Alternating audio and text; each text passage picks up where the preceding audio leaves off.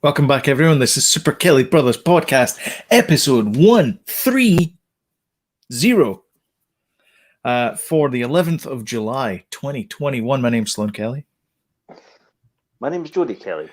And we have a fun packed show for you today, because normally we don't. So how are you doing? Is it raining in your neck of the woods? Because it's absolutely heaving down here. No. All right, well, that's good then. Do you know, it's weird because one half of the country is burning, and my heart goes out to those people there who are in the west of Canada and the west coast of the States, because they've got like this massive heat wave going on just now, and it's okay here, and it's a bit drizzly. They're literally burning, though. Yeah, like the whole place is on fire. Not figuratively on fire, literally on fire. In fact, Angelina Jolie's latest movie's all about that. Angelina Jolie. So it is. Some would say it's promotional.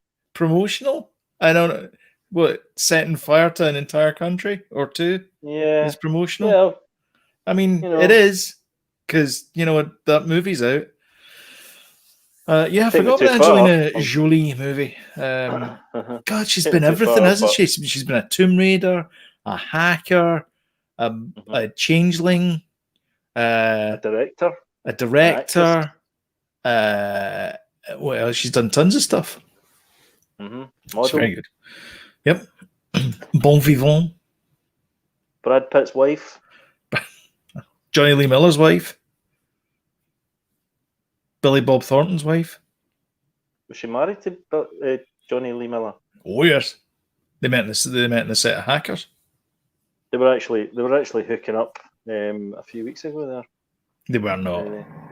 They were. They had a wee bottle of wine, and she went to his hotel and had a wee glass of wine and a bit of it. Apparently. What? Is he not married to somebody? That's a bit controversial, that. Should have not said that. I don't know. I don't know. I don't know. We've been watching these Screen Rant things. This guy Ryan some or other, and he does these super easily, barely an inconvenience things. The pitch meetings. Pitch meetings, yeah. He's brilliant. Did I not tell you about him? No, I don't know. Really? No. Because I've just started watching him maybe like 4 weeks ago, 6 weeks maybe you ago. have. Maybe that's where I got it from. I don't know. I don't know. It's just he's so good. How are they gonna get out of this? Super easy, barely an inconvenience. And it's every time I watch a movie now, that's all I can think of is that phrase. Because he did one for, which we'll talk about later, the Tomorrow War. He did. Did you watch that one?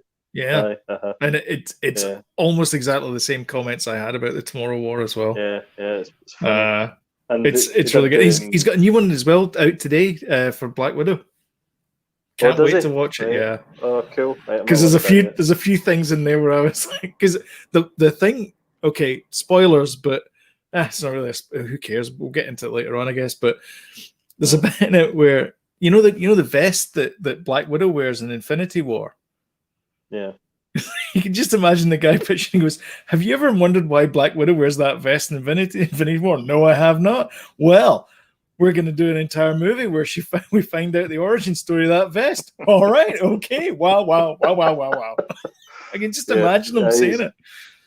He's good. Yeah, he's good. So anyway, shall we talk news? Yes.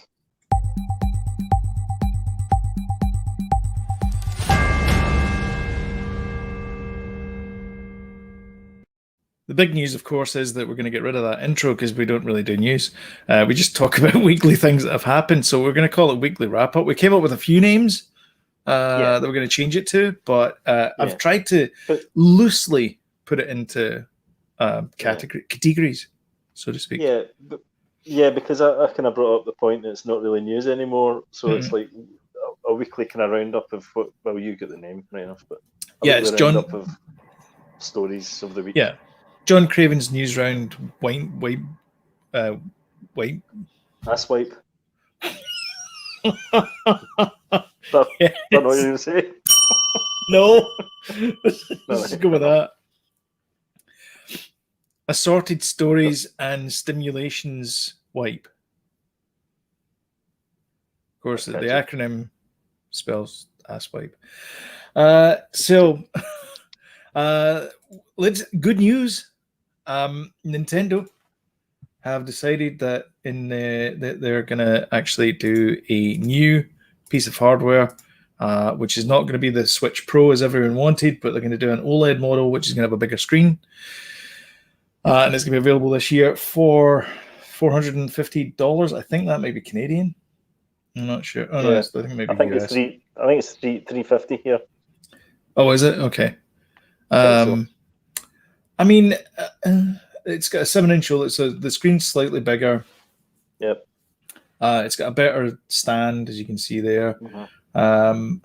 And Joy-Cons are the same. Joy-Cons are the same. The built-in wired LAN port is quite a nice addition, considering that they've never really done much with the net, but it seems to be something that they're bringing in today. They've upped the internal storage from 32 gig to 64, but I don't think that really matters because most people just buy a big SD card. Yeah. And just slap it in there. Yeah. It's nice addition. Yeah. Enhanced audio, still no Bluetooth audio. They don't say what enhanced audio means, though. You know? Be fun finding out. And that's it. That's all there is. There's no change to the actual power of the machine. It's still the same machine.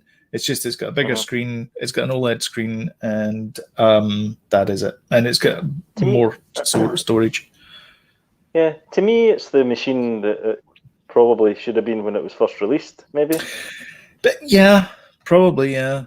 And I mean, the president of Nintendo has said that there will be an enhanced version of the Pro coming later next year.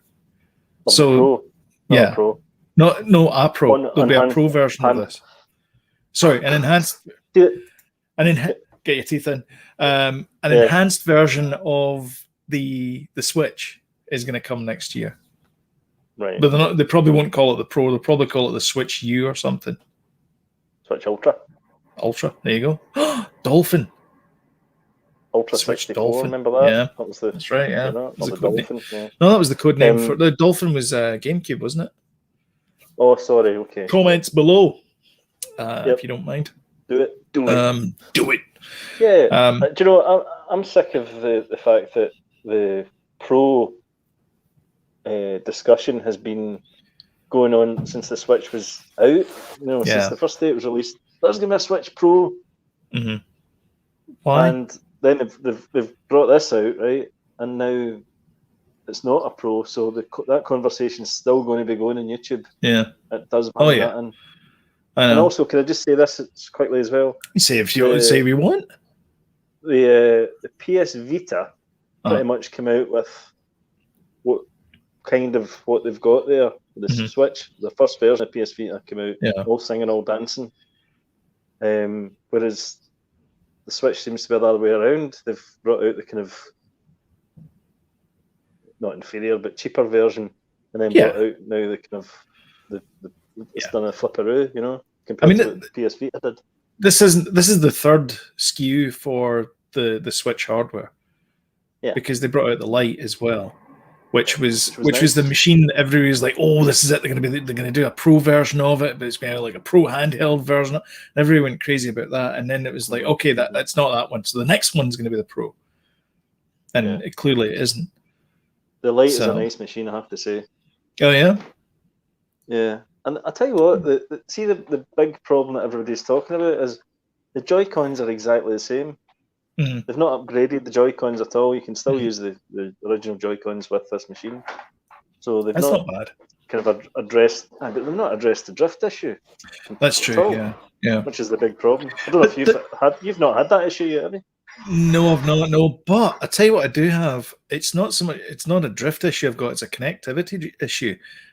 Sometimes it doesn't register that my Joy-Cons are plugged into the Switch, so I have to power down the Switch, power it back up again, and then do the the find my controller thing, and then it finds it. But I can't do it. I can't just go to the screen and do it. So there are issues. Some problems there. Yeah, definitely. Yeah. But you normally use the Pro controller, you know? I do, in fact. I'm more of a handheld person. You're more kind of. I like that. I like the big controller. Big screen. Yeah. But the problem with the Pro controller is the same as the Joy-Cons, is the same as the PS5 and Xbox. It's this little thing here. For those of you watching on the podcast, I'm pointing to the joystick, the analog stick. Listening even. The analog sticks are the exact same pieces of hardware for all of these controllers. Like they just buy. It's the exact same thing. It's the exact same part that you get. It's made by one company. Yeah, and that's the one that they apart. use. I've seen them getting taken apart by, I think it was Spawnwave. He was taking them apart. Like, you probably watch him. And it's just the Joy-Con is just on it's like a little kind of square box. It's like a little blue square box. Usually. We can have wire plugged into it. And, they're all like you can replace them. You can replace them, but I did open up my Joy-Con to kind of have a look at it to see if I could do that and replace things, but it's a bit fiddly and stuff. I bought the wee screwdriver and stuff. I spoke to this before, but it's a bit tricky. But it's a bit in the backside. It really is. Ben Heck lots of Joy-Cons. Ben Heck talks a lot about them, about those analog sticks and how they're all just the exact same no matter what one you buy. That's not the only piece of hardware that's coming out from Nintendo, though. Hello. Hey-oh. Really? They're also releasing another Game & Watch. Oh, yeah. Yes. Which we didn't talk about, so I thought we'd bring up here because I was trying to group everything together into like blocks of stories. See? I was thinking. I might get this one. This one intrigues me more than the Mario one. Because I like a wee bit of Zelda. I've been playing it on the old Switch. There's more than one Zelda game on it as well. I think they're all three of them are there. Yeah, whereas the Mario one, it was just Super Mario. Yeah. Was it not Mario 2? Was it not Lost Levels as well? Oh, sorry. Well, is it Lost Levels? Aye. You're right. Yeah. I've got it. Yeah, so it's got. This looks quite good. $50. So I might pick it up. They're nice little things, for a wee collector's item, definitely. Yeah. They're nice. Quite a nice screen. So again, Ben Heck, he found out what the CPU was, and he managed to like reverse engineer it a little bit. And there's another guy on YouTube, I can't remember his name, but he's reversed engineered it fully, so he's been able to like inject other programs onto it. So I've seen that actually. Yeah, saw that. Which is kind of cool. Yeah. So yeah, I'm more excited about that than the OLED Switch thing because it's like there's no need to upgrade the Switch. It's like if God forbid anything happened to my Switch, obviously I would get the updated version of it, but the one I've got is fine. I feel like I'm having that same conversation about the PS5 from the PS4 to the PS5. It's not different enough. Yeah, it's not different enough. I don't care about cutscenes being going into the game and being quick. Yeah, it's not a big deal. It's not something I'm interested in. PS5. I'm not bitter about it. I don't want one. You don't sound bitter about it. No, I don't want one. I want an Xbox. Yeah, I would go with X. I think Xbox might actually win this one because I think PS5's done the same thing they did with the PS3, which is they made it difficult to program this one. Although I don't know if I'm not entirely sure because I'm not developing for it, but I've heard stories. The thing about PS5 is that the generational thing has happened. People like me who are PlayStation, Sony fans, and Nintendo fans, and have so Danny is a total fanboy of Sony. He would like puke up and having an Xbox in the house. I wouldn't. Oh, Wouldn't really? have it. Yeah, because Jay's an Xbox I think that's what Sony. He is. He is. Yep. He is. Yeah. So. I don't know. I think I'm done. I'm done. I'm gonna just stick with the Switch and whatever else Nintendo brings out next time. Well, I think the Xbox, if you're going generational, the Xbox digital version, what is it, $250? It's cheap. It is cheap, yeah. I think it's $250. I think it's anyway, $299 over here, or $399. I think the X is $499. I think. And the Game Pass, it's cheap. Yeah. It's brilliant. Well, I'm hoping to get a graphics card next year, which I know is the same price. Well, actually, probably more expensive than an Xbox, but it's going to last me several years more than an Xbox. So, and also I can swap it out as well when it gets old. So, yeah. Shall we talk Zack Snyder and how he is single-handedly trying to become George Lucas / George Lucas? Go for it. Okay. So he's got this new thing out called that's all flicky. Why is that flickery? There you go. Right. Yes. Called Rebel Moon. Yeah. Yes. And so its newfound partnership with Netflix will soon yield more than burgeoning franchise Army of the Dead. So the official reveal of the sci-fi movie Rebel Moon. So here's the Rebel Moon thing. Zack Snyder. This is the 5th collaboration with Netflix and Shea Hatton, having previously written Netflix hit film Army of the Dead with Zack Snyder, and 3 upcoming films: the German language prequel Army of Thieves, starring and directed an anime spin-off of Army of the Dead, Lost Vegas, and the vampire hunting film Day Shift, starring Jamie Foxx.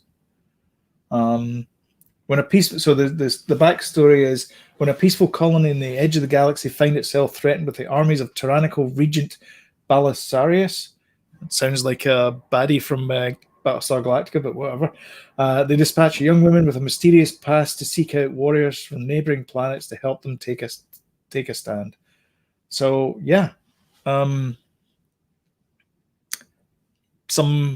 movies coming straight to Netflix for this. Yeah, so he never got his Star Wars pitch through Lucasfilm, so he's doing his own thing, changing the names and all that. Yes, basically. Yeah. Innocent. Yeah, he's gone into his Word document and he's done a search and replace. is what's actually happened. Luke Skywalker. Delete.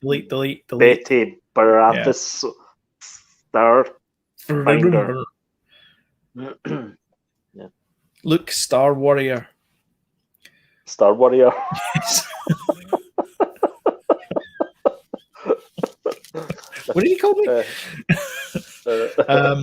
No doubt Dave Bautista plays the bad guy in it. I don't know. Yeah. That'd be interesting, actually. And they're from the House of Arrakis. No, I can't use that. Delete. Spice. All spice. Do you remember the I don't know what comic book comic book house it was that released it, but they released it might have been Dark Horse or whatever. The original script that George Lucas did for Star Wars. So it was like Luke Starkiller, I think it was, wasn't it? Starkiller and all that. Do you remember that? It was Luke Starkiller and the Journey of the Wills or something. Yeah, so it was like the first draft George Lucas ever did of Star Wars. Yeah. So it was like slightly, everything's a little bit askewed. Yeah. I'd love to see that made as a movie. Did you ever see somebody made a fan trailer of it? Yeah, it was all Ralph McQuarrie's all illustrations before everything kind of aligned and made the way it is, the classic movie. Yeah, because the Falcon looked a bit like the Corellian blockade runner. Yeah, that's right. Yeah. It looked good, that. It'd be great to see a movie of that. So maybe it'll be a kind of slightly skewed version, but you're like, yeah. I kind of recognise Maybe. it. I mean, honestly, like, I mean, other than the fact Star Wars ripped off Akira Kurosawa and The Searchers and all these other movies, I mean, why not? I mean, and obviously Flash Gordon, Buck Rogers, those serials with a crawl. I mean, everything is based on prior art. I mean, there's no doubt about that. But the world of Dune, or Dune, depending on where you come from. Well, Star Wars copied that as well. Star Wars copied that as well, especially like with the spice mines as well. They talk about spice, which is melange, called that in Dune. And as I've said before, I'm a huge fan of David Lynch's 1980s version of Dune. It's so bad, it's so good. Like the special effects have not aged well, but you can see this. It feels like if you were given $50 million, this is what you would have done to make Dune.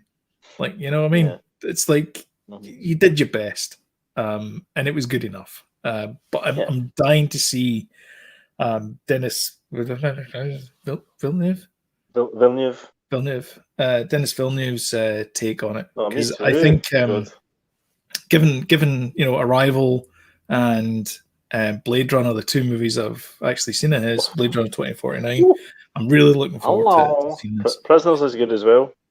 It's a good film with Hugh Jackman in it.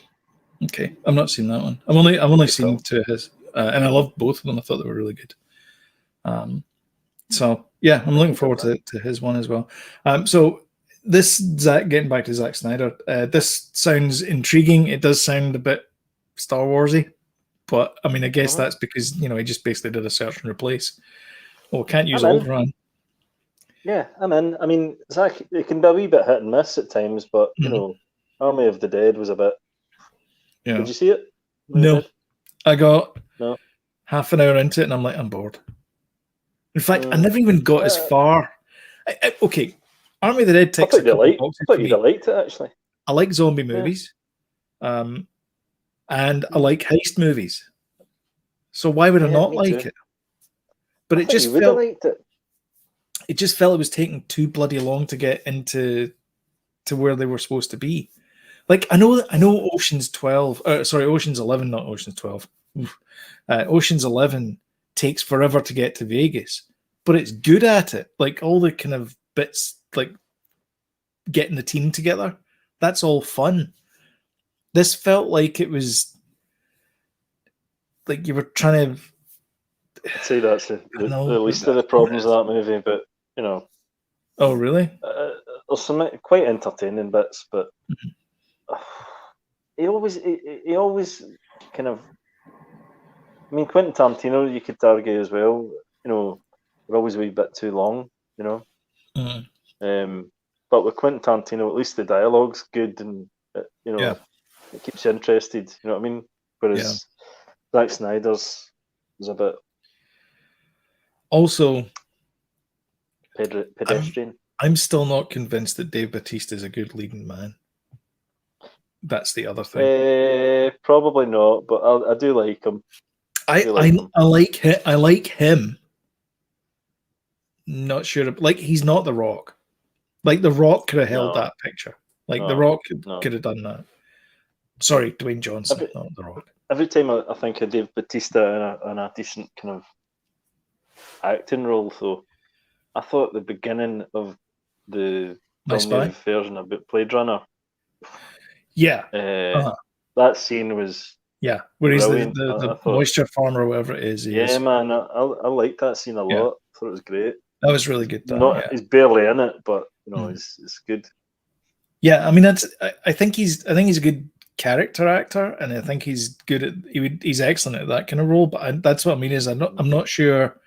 No matter how broad his shoulders are, I'm not sure if he can carry a movie on them. Yeah, that's the thing, because he's just I don't know. I don't know. I think there's something that you need to have when you're the leading actor in a show, that you've got to people have got to rally around you, and I just didn't get that from Batista. Yeah, it's a shame. I think he's likable though. Mhm. You know. Oh yeah. No, I mean, I love him as Drax. I think he's hilarious. He's going to definitely be in that movie. So I'm not saying definitely, but I reckon he probably will be in that sci-fi thing. No, he's 100% going to be in it. Yeah. And then he's got another couple of things as well. Snyder says he's got Twilight of the Gods as well, which is coming out. Where is it? Zombie motion movie, exciting news. Netflix original anime Twilight of the Gods project was recently announced back in July 2019, and since has been released regarding what fans can expect from Twilight. Little has been released regarding what fans can expect from Twilight of the Gods. So hopefully it will be coming out soon. But it's an anime for Netflix. So I'm assuming Netflix drove some large money truck up to his house and said, "Please help us." Him and Ryan Johnson. Yeah, exactly. Yeah. I know. Can you give me 2 minutes? Two minutes? Sorry. Sure.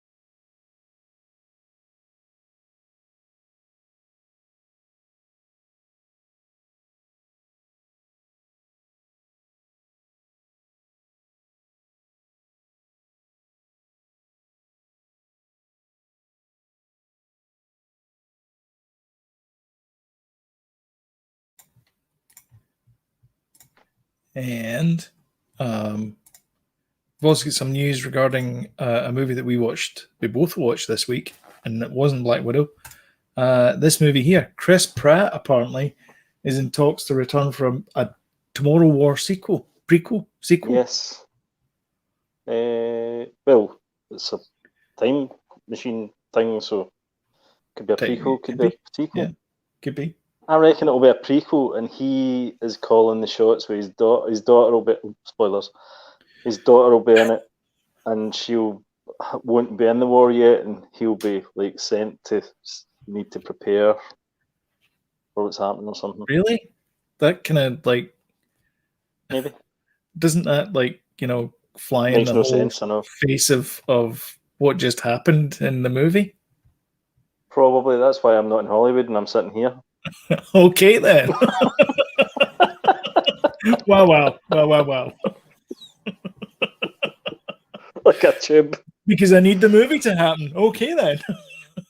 Yeah, exactly. Yeah. Netflix have sent me here, and also not Netflix. Prime have sent me here. To steal.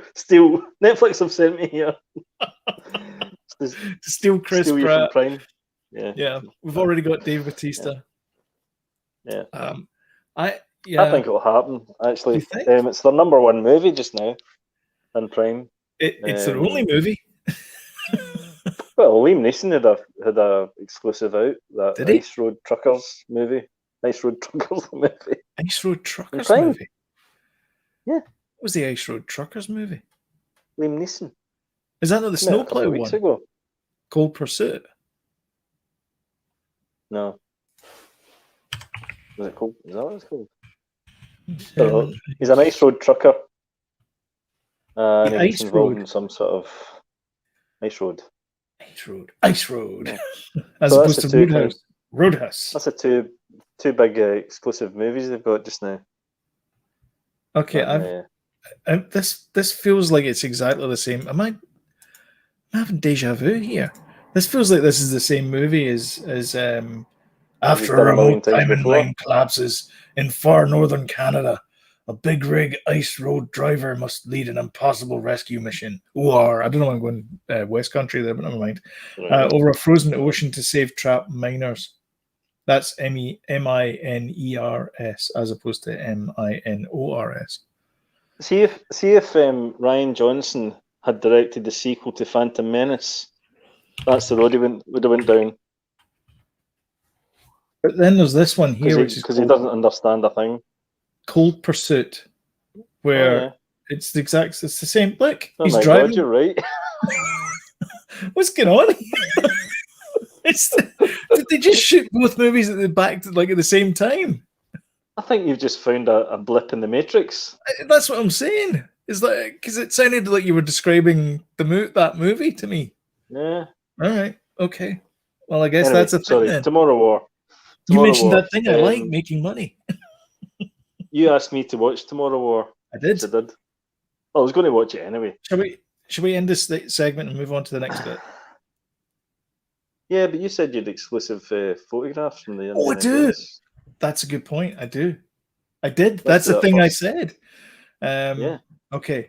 So, my son, who lives in Glasgow, he was walking to work the other day there, and lo and behold, he started to see all these American flags. He's like, "What's going on here?"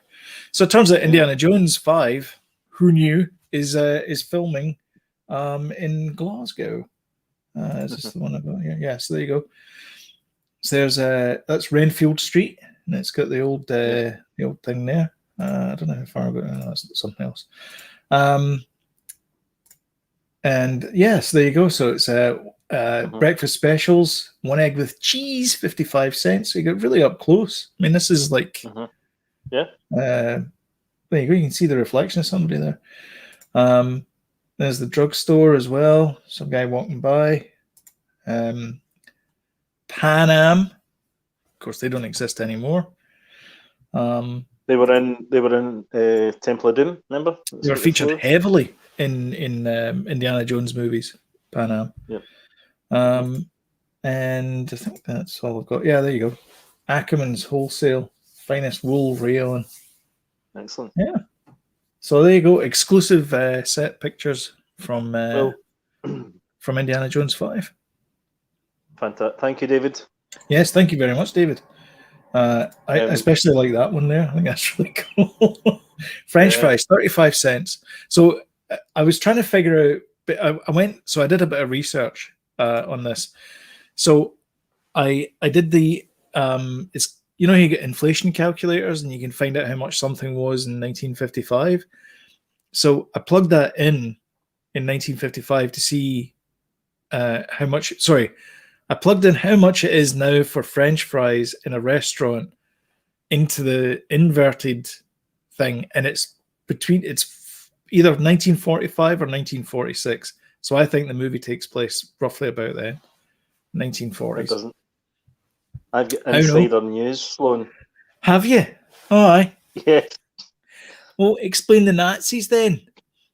My friend Ryan, who I work with, is an extra in the movie. Oh, aye. And he got costume fitted on Monday. He's a policeman. He's a cop in the movie, and he got his beard. He got his beard shaved off. He's sporting a nice kind of tash at the moment, and he says it's set in the 60s, and there was girls getting costume fitted, and they were all in kind of 60s gear. Well, that doesn't make any sense. There you go. Exclusive. And he said that they're going to do a soft film this week, which means they're just rehearsing what happens. It's going to be an action scene. Then the second week, the actors come in and then they do it, kind of run through. Oh, they do all this sort of close-up things. It's a 3-week thing. First week they're not shooting anything; they're just rehearsing. Second week they've got people, the stunt man. I don't think Harrison Ford will be there. Second week. And then third week it will be full-on stunts. Wow, that's cool. I know. There you go. Well, I expect further reports. Obviously not further pictures. Me too. If David gets any more don't pictures, you worry. I will be asking. Well, that's good. We're getting him to take photographs as well. Cool. No, he can't take photographs in a set. I wouldn't have thought. Don't think that would be In fact, allowed. he wouldn't be able to. Not a movie like that. No, that's true. He'd be sacked. Don't tell me to do that. Mm-hmm. No, I won't. Well, good luck to you anyway. Enjoy yourself. That sounds like something we'd all like to do. I think is be an extra in a movie. I'm totally jealous. I would quite happily don a First Order uniform and be in a new Star Wars movie, or an Imperial uniform. I don't mind. Sit in the back of the Mandalorian. Quite happy doing that. Or even hell, a Stormtrooper. If it was good enough for Daniel Craig, it's good enough for me. Exactly. Okay, because I can go, that's me there. What, that Stormtrooper? Like, no, the other one beside it. Shall we move on to the next section? Oh, yes.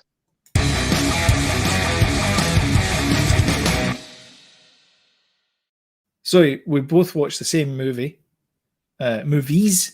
this week, so we can talk in depth about them, which is quite nice. Yeah, so we did actually. So you watched Tomorrow More. Shall we talk about that one first? Okay. I watched. You watched it last week. I watched it last week technically, but I remember it's still fresh in my memory. I watched it last week. What did you think of it? I enjoyed it actually. I think you said there was some pacing issues, but I didn't really get that from it. Yeah. I meant to say something to you off air actually, because there's quite an intense scene in it in the stairwell, and we watched it. Danny, it was me and Evelyn and Danny watched it, and it was so intense that Danny hadn't experienced that type of experience. He hadn't had that experience in a movie before. Oh, really? It's all kind of really tense, and then you kind of see the aliens and how scary they are and stuff. And he had a bit of a moment. Oh, did he? Yeah. Because I think it's a PG-13 as well. It's not. It's a 12 here, which. Oh, is it? Okay. That is. It's a 12, but it's PG-13. It's when you first see those aliens, it's pretty bloody scary. They are terrifying. I mean, they're like venom on steroids. They're fast. Yeah. And they've got the shooty things as well. Everyone said that they look like fleas, giant fleas. They look very similar to the Warhammer 40k monsters. Let me.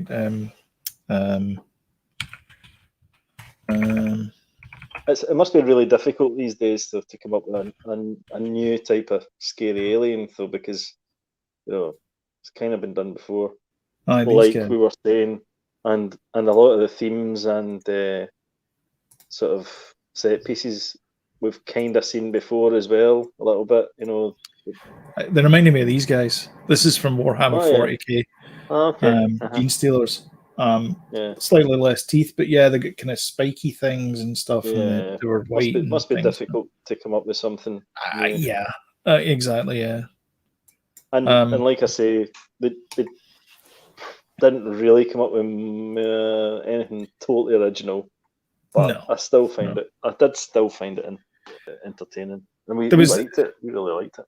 There was a bit that Screen Rant pointed out that Sam and I both laughed at when we were watching the movie, and they mentioned it in Screen Rant, the pitch meeting, because it was laughable. There's a bit in it where are we okay with spoilers in this one? I mean, it's been out for a week. It's like, Yeah. Anyway, so the daughter she's been fatally wounded, and she falls off this platform, and all these aliens are coming up to meet her, like World War Z, and he jumps after her. World of Goo. Yeah, World of yeah, exactly. It was like that, World of Goo. And he jumps after her. What was the end game? She's clearly not gonna make it, and he's the one with the vial. So, like, why did he jump after her? Would you not do that with Sam? what was the point, though? I would do it. But it doesn't make any sense. Just showed you how much he loved her and all that. And Okay. obviously, he wanted to make up, lost time by dying together. Okay. Oh. Okay. I don't think that. I don't think those wee picky things are.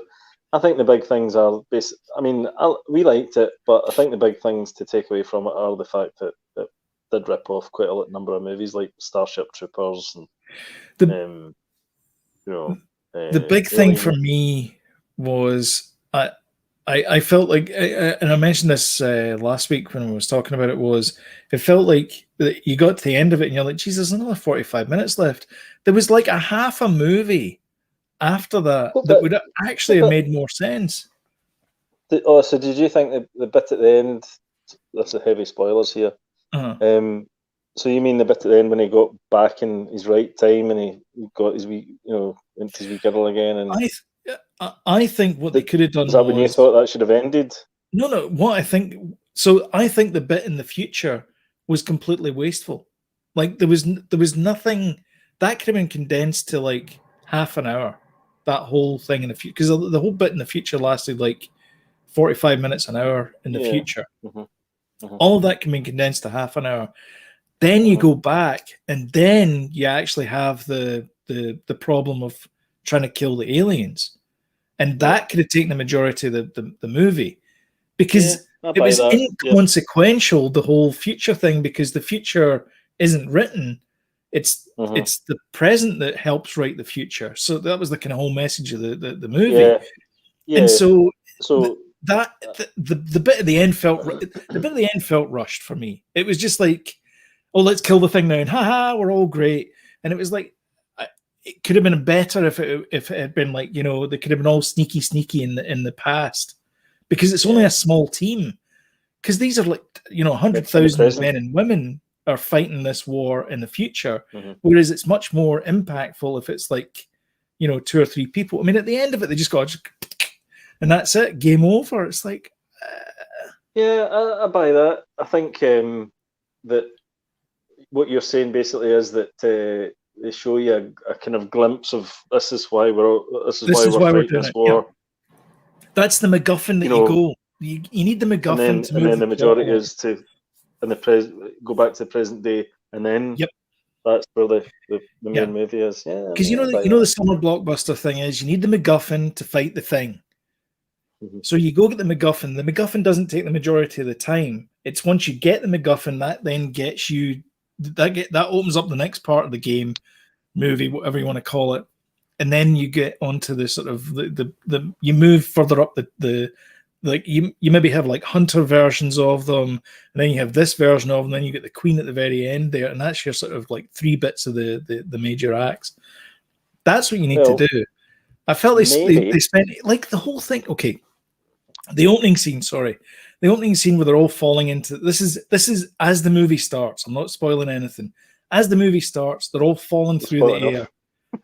I know. They're all falling through the air into a swimming pool, right? And then it cuts 28 years before. And it's like, but why would you show that? That didn't make any sense. Like, they spend far too much time on that. Yeah, but movies do that, though, and then you eventually see, all right, that was what was happening. Yeah, it doesn't make sense, obviously, at the beginning, but movies do that all the time.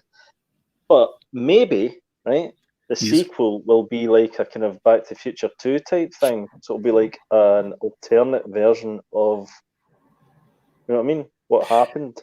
My guess is he'll be seeing a version of himself doing stuff. And, my guess is it will be the whole we didn't stop anything. There's another ship. Maybe. And then it will be the movie I wanted. They could do it really interesting. They could do a few different things with it, though. I think the sequel is a good idea. I think they spent too much time on the time travel and they didn't have to, because it was inconsequential. To be honest, like it didn't mean anything. Anyway, that's my thoughts. Anyway, tomorrow. I know you liked it, and it was as a popcorn movie. it's fine. It's a summer blockbuster. It's a fine movie. Oh yeah, definitely. It probably would have been better It's in a movie theater, but yeah. we watched I mean, I upstairs don't on want to TV. So. I've talked about it quite a bit, but the other thing about it is that Amazon didn't exactly promote it, did they? As if it was Not like really. dead. As if it was like never, and yet that's a big, most popular movie now. They are now. I mean, they promoted it when it got released, and apparently they wrapped Amazon packages in it. All right, okay. So the boxes had like promotional Tomorrow War packages. All right. So I mean, they did a bit of marketing for it. So I mean, it wasn't like they didn't do any marketing. Yeah. Yeah. I mean, it's okay. It's Anyway. a bit of froth. J.K. Simmons was awesome in it, but I wouldn't expect any. There's a bit. Again, I think I mentioned this. There's a bit in it where Chris Pratt says something scathing to his character, and you can just see J.K. Simmons reacting to it, and it's a masterclass of acting. It's beautiful to watch. But yeah, it just really good. I thought he was really good in it. Chris Pratt was okay in it.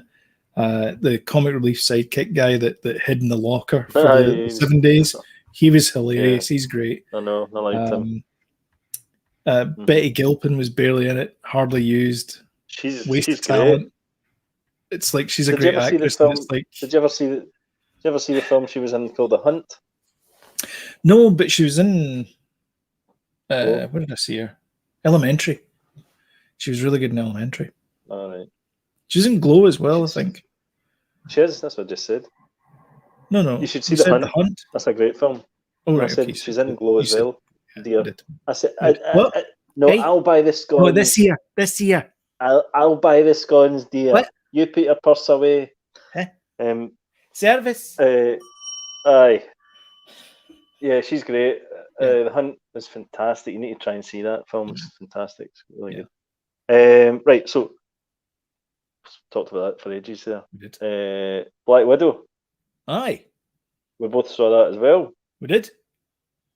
I went to get tickets to see it in the cinema. Uh-huh. It was sold out. Oof. So we had to regroup. We had to go, well, we're just going to have to get it in the old Disney Plus and get the old projector on. Yeah. Which is a great option, I'll be honest with you, to be able to do that. It's not quite the cinema experience, but it's still good. It's a good option for us. Yeah. So yeah, we watched it. It's not a premium Marvel movie, but in the sense that it's not like top notch, but it's still a good film. Yeah. And a good entertainment. And like you said, I think the actress that plays the sister is great in it. David Harbour's brilliant in it. Florence Pugh. Scarlett Johansson's always good.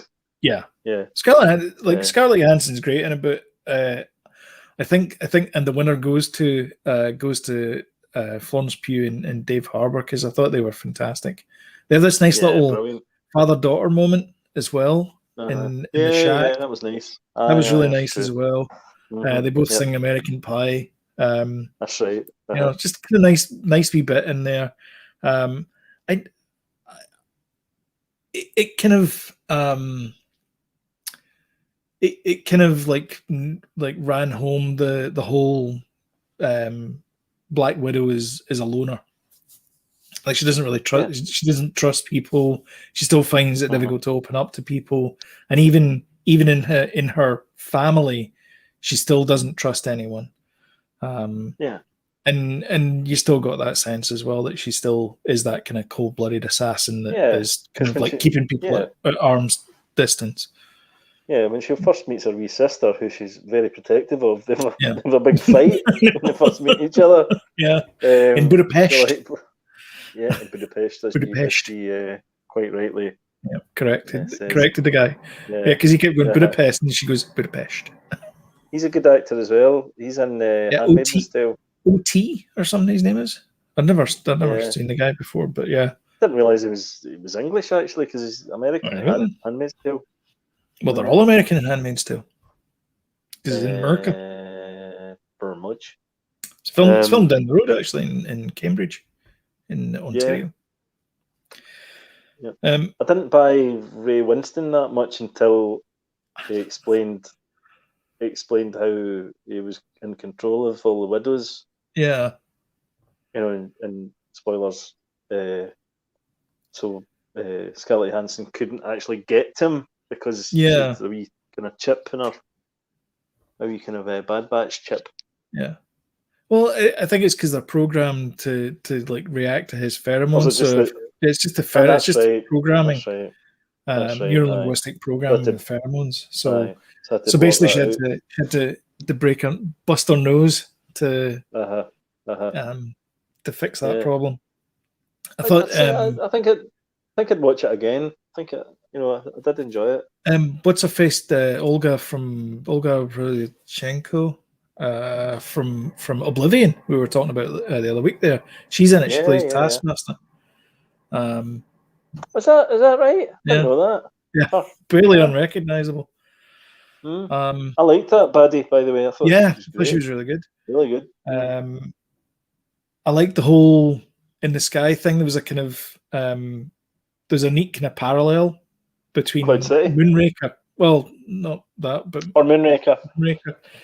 Because it was high in the sky and he was breeding like perfect humans kind of thing. Or the original Avengers, their base was like in the the sky. Remember the helicopter? No, not helicarriers. That's it. The chopper. Get to the chopper. Yeah. It was good. I enjoyed it. It was a good popcorn movie. It wasn't. I don't know if it was on par with something like Civil War.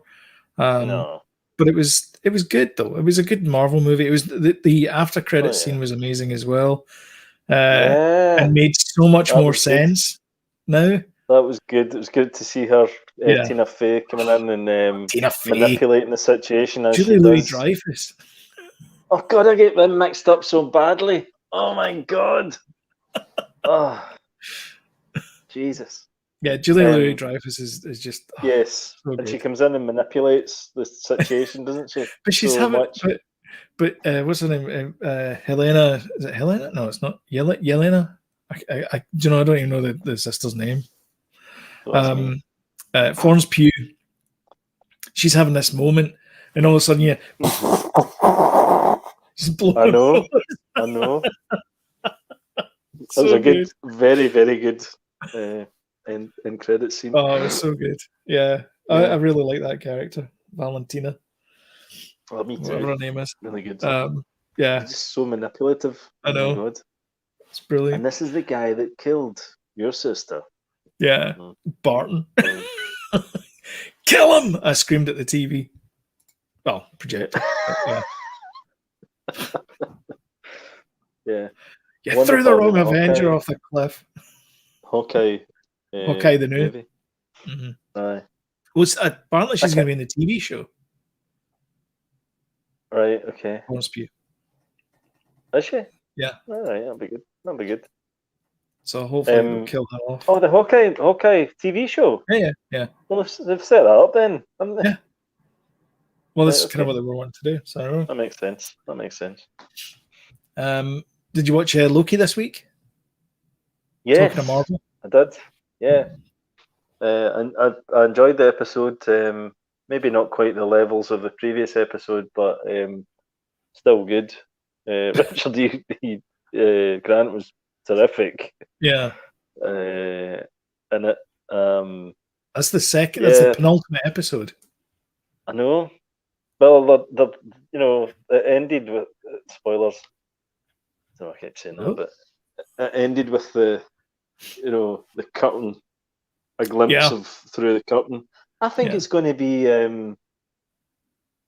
Mephisto, a version of Loki. I think it's Richard E. Grant. Behind it all.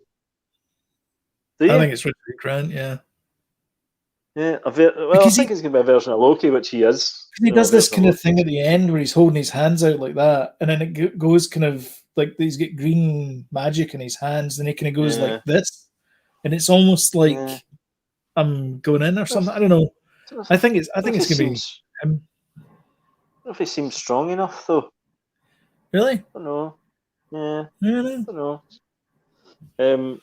But yeah, it was really good, man. Good to see Owen Wilson back, not dead, thank God. Wow. Wow. Yep. Yeah, so overall, loving it. Yeah. Definitely. Mm-hmm.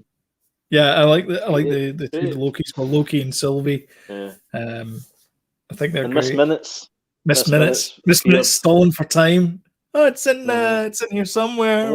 I want a Miss Minutes holographic clock. Doodad thing, yeah. Or like a holographic, I don't know. You could do like a holographic, what do you call that thing? Amazon Prime dot thing, Echo. Oh yeah, call that? Yeah. I don't want to mention it because I've got one there. Aye, you could have Yeah. You could have one of them with a wee holographic thing on it, and you could ask it stuff, and it would you could see its lips move when it actually told you stuff. That'd be cool, wouldn't it? Yeah. Make it. I know. You can make that. Surely. Do you know if you whisper to she whispers back? Alexa. What, Alexa?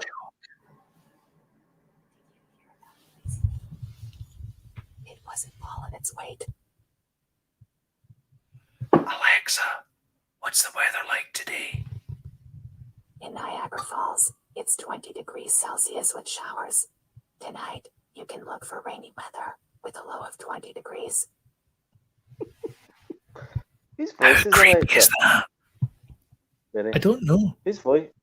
Is that synthetic voice? Or is I think so, yeah. Voice? I mean, at some point it started off as a human, but I think it's a synthetic voice now. Yeah.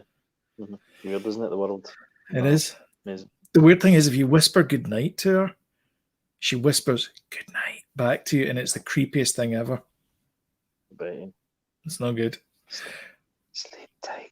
Sleep tight. Enjoy the next 24 hours. With your eyes open. So you didn't watch The Bad Batch, did you? Not yet. Okay. So what else did you watch? I watched one of these crime things on Netflix today. Oh, aye. Drone shots. I don't know what it's called. I don't know what it's called. It's only 4 parts, and it was this woman that murdered her husband and dismembered him. So it all kind of unfurled and stuff. It was kind of okay. Alright. Watched the full thing today. Oh, did you? Well, I was building some garden furniture. Mm-hmm. So I watched 4 episodes. That's how long it took me to build 4 episodes. It was so tricky. Not in a kind of complicated way, but just kind of fiddly. Yeah. So yeah. What else? I'm sure I watched something quite significant though. But I can't look at my phone and I can hear it buzzing. Because of the old. I've been watching the England game, so I can't look at my phone right now to check to see what. Because I've got the rest of it recorded, so I can watch the end of it. Well, we went to the drive. I'm out. We went to the drive-in on Monday, and I watched Fast 9 and the Forever Purge. Yeah. So the Fast 9 is a movie made by Universal Pictures, starring Vin Diesel, and it features a lot of fast cars, and absolutely no sense when it comes to physics. That's what I've heard. That's exactly what I've heard. It's like ridiculous. I don't understand how any of it works. They go into space at one point wearing scuba gear. I don't understand. Do you not think it's an insult to everybody's intelligence watching that film, though, to do that? I don't know if it's an insult to everybody's intelligence, but I mean, it's a little bit. I've not seen it, but I've heard about all this nonsense. Yeah. Do they use a car as a pendulum to swing across a? So one of them as well. So some of the team are in one car, and the other half of the team are in another car. One of them, the first car goes across the bridge, no problem. but it collapses halfway through, so they like power down and then basically sort of get out the other end there. But of course, that's not how physics works. But whatever, because that would imply that there's still some pressure on there, but pushing it up the way, but there isn't. So it would just, the car would just fall back. Anyway, doesn't matter. So that's physics strike one. The second thing is that the other car then gets the rope, ties it around its wheel somehow, and the pendulum swing to the other side and free itself from the wheel, and then that's it. It sounds like Herbie Goes Bananas versus the Grand Tour Top Gear. They also have this. They also have these magnets as well, which also break physics because heard this. Because they pull cars after they've gone by. So they're driving along, they engage the magnets, and then the cars behind them sort of move in after that. It doesn't make any sense whatsoever. So I don't know how that's working. So all right. So what was the Purge like? The Forever Purge. The Forever Purge was exactly like every other Purge movie you've ever seen. It feels like they're getting like less gory and more PG-13 as it goes on. Getting a bit teen. It's a bit Maze Runner-ish. Hunger Games. Yeah, a little bit. So it basically what happens is this is the new founding fathers lost the previous election, so the woman from the other Purge movie, she won, and so she abolished the Purge. She lasted one term in office, and the new founding fathers got back in, so they reinstated the Purge. And so now, in order to prevent that from happening again, there's been a rebellion, and basically everybody's just purging forever now. So that's why it's called the Forever Purge. So even though the siren signals them to stop, they still purge. And so they decide, the characters in the movie decide that they're in Texas, so they're going to sneak across the border into Mexico to try and escape the Purge, because apparently the Canadian and Mexican leaders have said that the border is going to be open for 6 hours, full amnesty if you come in, we don't allow the Purge. So a lot of people are like heading to Canada or to Mexico. So that's their thing, is they're trying to head to Mexico, and that's basically the movie. Them heading to Mexico, and they meet a whole bunch of guys, and it doesn't make any sense. It's the same thing where it's like two crap movies. Yeah.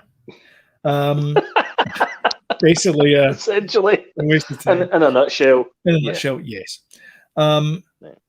And then our Friday movie was Diamonds Are Forever, which is James Bond 007. Sean Connery, hello there, is back as James Bond because he left for one movie. He left for on Her Majesty's Secret Service. George Lazenby. Yep. He did that movie, and then he apparently made it quite clear that he was only doing one movie, George. And right. That's the story he's sticking to. So he was one and done. So they're like, oh, who are we going to get for the next movie? And they didn't know who they were going to get. So they phoned up Sean Connery and said, how much money would it take for you to come back as James Bond? And he went, $1 million. $1 million, whatever. So whatever it was, they paid him, and he turned up. He's not in it for the first 2 minutes. James Bond is in it, but Sean Connery isn't in it. It's just some guy, some faceless guy, stunt guy that's in the movie. And they've done a voiceover of Sean Connery over the top of him. Right. And I think they've done it because they didn't want it to be obvious that it wasn't him coming back, maybe. I don't know. Anyway. The great reveal. So the last one we watched, what was the last one we watched? Was You Only Live Twice. I really liked Diamonds Are Forever. It's not. I think I preferred Goldfinger, but I really like Diamonds Are Forever. It's a bit silly and doesn't make much sense, but it's a good silly and doesn't make much sense. Yeah. Also, Sean Connery was 41 when he did that, and he looks like he's 60. He looks really old in it, like really old. Yeah, says the spring chicken in front of you. So, yeah. So how are you watching these again? Did you buy a box set? Did you? Aye. Was it cheaper than the Columbo one? Be honest. It was, yes, but not much. It was. I would say $59. It was $58.99. I think I paid for it. I'd say that's worth it for the full James Bond movies. Yeah. I'd say that's more worth it than. It's not the full of them. It's not all of them. What? It was Sean Connery and Dustin Hoffman. Roger Moore. Dustin Hoffman never. Roger Moore. I did. They revealed Dustin Hoffman as the new James Bond. Aye. Imagine that. I'll just stand here. I'm walking here. Mrs. Robinson. Are you trying to introduce me, pussy galore? I think it'd be great as him. Yeah. So yeah, Goldfinger's probably my favorite one. Diamonds Are Forever second. Dr. No maybe third. Actually, Dr. No. Yeah, actually, no, it's in that order. It's in exactly that order. It's Dr. No, Goldfinger, and Diamonds Are Forever. That's my three favorite James Bond movies. I'm sticking to it, locking it in. So far. We watched the Roger Moore ones as well recently, and they're not a patch on the Sean Connery ones. I don't know. Sean Connery feels a bit more believable. I need to go back and watch the Daniel Craig ones because I've only ever seen Skyfall. They're good. I think they're really good. And that's it. And watched Rick and Morty last week and Why Women Kill season 2, which is still ticking along. It's good. Rick and Morty featured a Captain Planet type character this week. It's quite good. It's all about love and loss. It's very good. Well, we watched that 6-minute Simpsons Loki thing. Oh yeah, we watched that as well. Yeah, a glorified advert for Loki, and also put a sign up. And they actually it was only 3 minutes. Yeah, and 3 minutes of credits. 3 minutes of credits. Yeah. Yeah, and they actually put up a sign in which I don't know if it was a cry for help or what. It says, "This is what happens when Disney buys Fox." Marvel and Fox. Yeah. Marvel and Fox. Yeah. I think it was a cry for help. Cry for help. I think it was a cry for help. Yeah. Bit odd. I watched Baby Driver as well. Good again. Oh, did you? And watched with Danny. You watched Baby Driver with Danny? Watching Baby Driver. Me and Evan watched it and vetted it and thought that's okay for Danny to watch. Mm-hmm. But you watch it with a 9-year-old and then he picks up on how many swear words are in it and you're like, this probably wasn't a good idea. Yeah. And we watched Once Upon a Time in Hollywood because it's on Netflix now. Not with Danny. No, definitely not. No. Alrighty. Okay, well, I think that does it for us. Yep. If you like this video, smash the old like button and share as well. Comment below as well and let us know what you liked, didn't like, because it helps the channel out. And if you want timely reminders of when we put up a new video, then click on the subscribe button, notification bell, and YouTube will work its algorithms and let you know. We usually put videos up every Sunday, which is this one, the podcast. And we do a reaction video, which we do with our friend James. And that goes up on Mondays, and we do that live at 5 UK time. No, 5 Ontario time. What are we talking about? 5 Ontario time, 10 p.m. UK time. 10 p.m. 10 p.m. UK time. Tomorrow, it's Mondays. And that's about it. Is there anything else you want to add? Thank you. The outro? Thanks for watching and listening. And share us, like us, all that stuff. Cheers. Bye bye.